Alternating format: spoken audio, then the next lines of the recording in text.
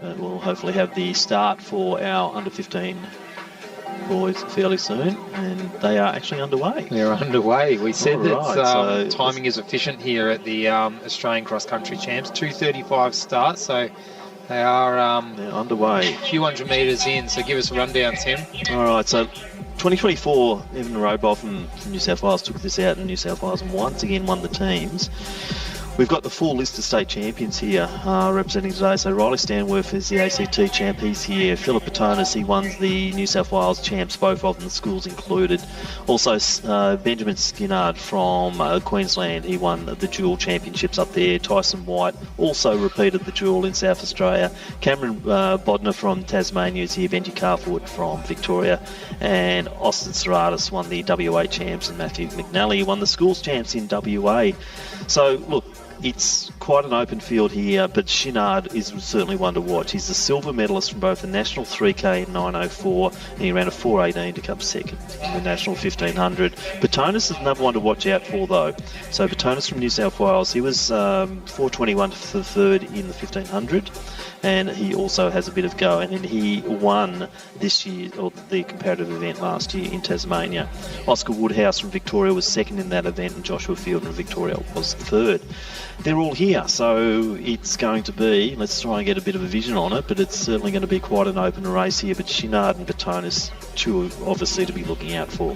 Yeah, and it's great to see a lot of these younger age groups, the underage or the junior categories. Athletes are coming back year after year after year. So to see 9 of our top 10 finishers from 2024 back here in 2025 is it's really, really encouraging to see.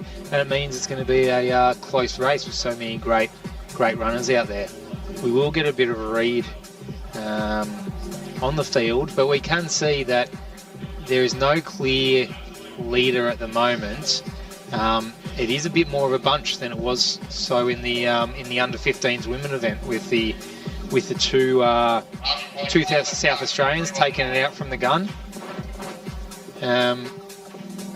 Yeah, there is a bit of a pack forming out the front of the field, which will make for great racing. They're about 1 kilometre or so through this event now. 1 kilometre through.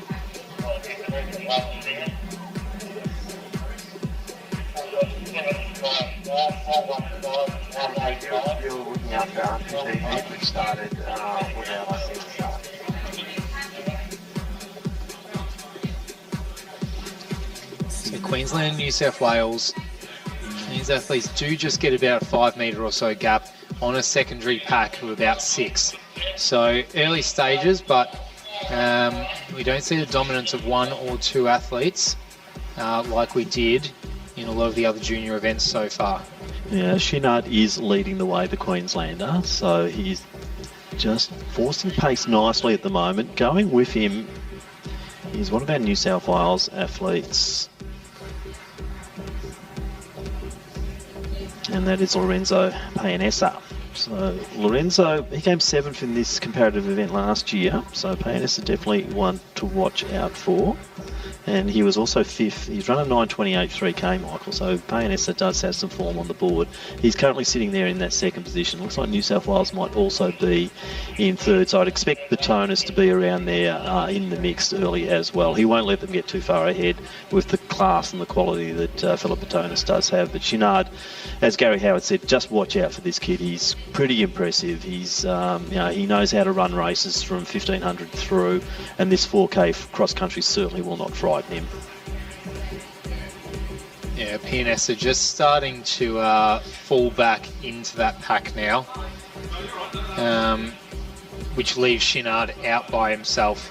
Not a massive gap, only by a stretch of a few metres. And actually, as I say that, Payanessa is that Payanessa, Tim? No, there's been a move there, and I change? can't quite get the number, but it could be Patonis. If anyone looking at form guide, it'd be Patonis, the one who's starting to make his way through. Yeah, as they approach the 2K mark, they're at the halfway mark of the race.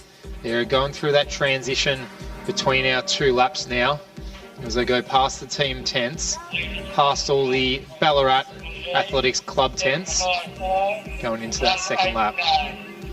So that is Batonis is in second position as expected. So they've now broken away. So it's two race leaders now clearly in the lead. Chinard and Batonis.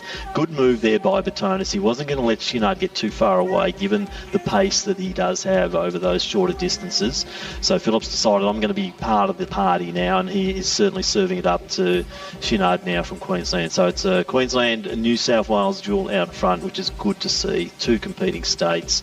So strong in their junior programs. Big numbers down here in Ballarat. You know, we've got record numbers over this whole carnival over the weekend. It was really good to see, and fantastic to have the interstaters travelling to Ballarat to do this event here. And we're seeing now Batonis starting to really work his way into this. Well and truly seen the range of age groups and abilities here at the National Cross Country Champs, from 10 years old up to 80 plus years old, and from a number of states around Australia and a number of countries around Oceania. So it is really, and 1,800 competitors, as you mentioned, Tim, one of the biggest contingents of cross-country running, as Batonis just bridges a little bit of a gap, nudges his nose in front of Chinard of Queensland. So once again, it's still going to be a ding-dong battle as they progress through this second lap. They've probably got about 1,200 metres of running to go, but Batonis leads Chinard with about a 20 to 30 metre gap to third and fourth. Maybe a little bit surprising this early, but is he just trying to assert himself? So Chinard looks so good and had such a nice little break early, but now Batonis has just shown it that bit of strength, and maybe he's just trying to say, okay, this is my race, this is the one I'm going to take, and I'm going to show it early. I'm not going to leave it for the last minute sprint. I'm actually going to try and work this through, and Philip Batonis is doing just that. As I said, he is both the ANSW and the schools champion from New South Wales. He knows how to win a race, and that's an important factor to kids who can win races. But saying that, Chinard also, he's the Queensland champion. He's outstanding up there, and also he's been on the podium in the track on 3,000 and 1,500 at the national level. So Chinard, he's a very experienced runner, and what we're seeing now, a little bit of a challenge. This is good. This is what we want to see. Battle, back and forth. Chinard, Batonis, Chinard. And now we're seeing the tactics to the lines. That was a sharp turn there, and you saw Batonis just had the best of it because Chinard was just stuck in on the inside of it, and Batonis just that little kick away. So it's little strategies like that, really interesting to watch. This is more of a sweeping bend before they do the sharp turn and into the log area. So they've come around now, and you're seeing two different strategies here once again. Batonis deciding to dodge and weave, Chinard taking straight line, but now following Batonis. Fascinating racing. Absolutely. It's almost like watching an F1 race at this point, Tim.